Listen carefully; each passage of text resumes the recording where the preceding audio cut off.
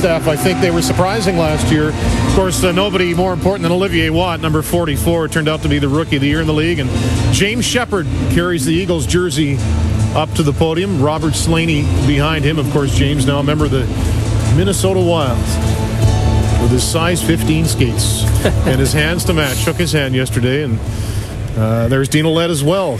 Didn't recognize Dean without the playoff hairdo and beard. Paul McDonald, the president of the Eagles.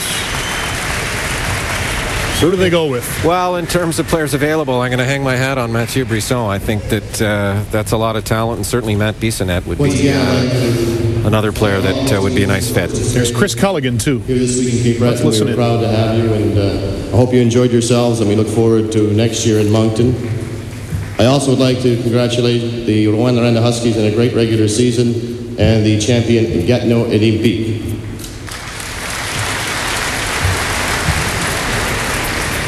It gives me a great pleasure today to welcome back a couple of our former captains. Most recent, Dean Ouellette, and the first overall pick in 2004, now with the Minnesota Wild, Mr. James Shepard.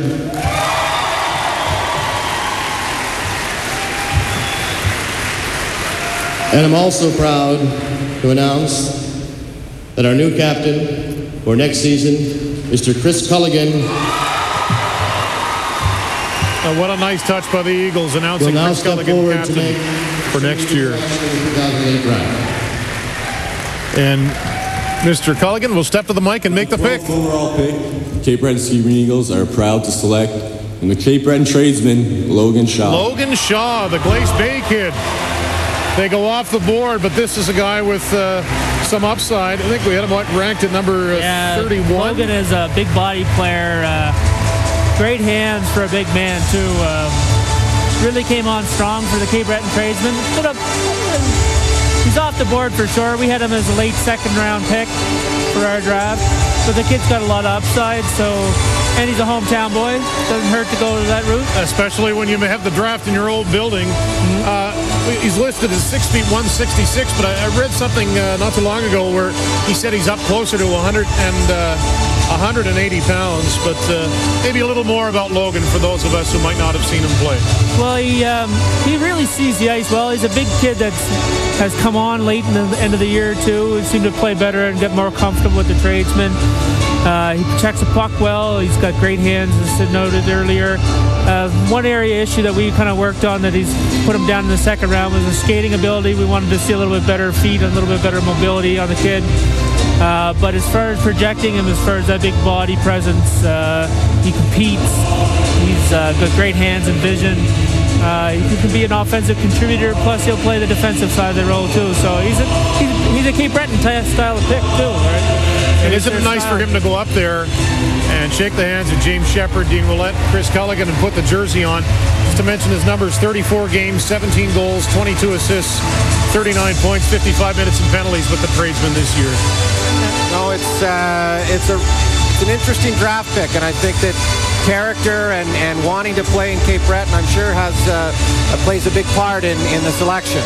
Let's go now to Kyle Moore. Kyle? Thanks, Dan. I'm here with Mario DeRozier, the new head coach and general manager of the Cape Breton Screaming Eagles. Just selected local boy from Glace Bay, Logan Shaw. Mario, talk a little bit about him. Well, he's a big, strong guy, a big forward, and I think with his size, and he's a good man too, so we're really happy to have him on our roster right now. What makes him stand out to your hockey club?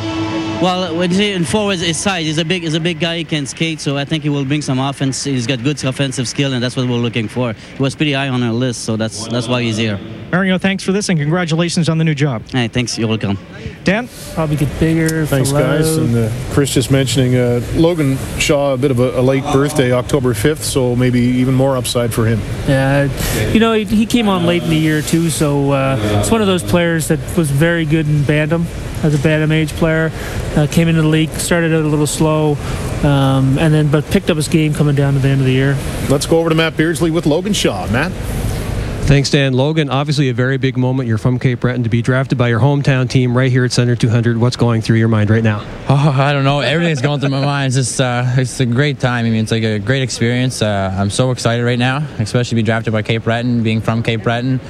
I mean, it's just, I'm so nervous. You just had James Shepard put the hand of sweater to you. What does that mean? Well, that means a lot. I mean, he was a great player, played for Minnesota Wild this year. He had a great season, being from Nova Scotia as well. So, I mean, that's just a great honor. Logan, congratulations. Go enjoy the rest of the day. Thanks, I appreciate it. Dan? Thanks, guys. Trade right now, it sounds like Rouen Noranda supposed to have the 13th pick. I believe they're making a deal with the Wildcats right now. Just trying to listen in here to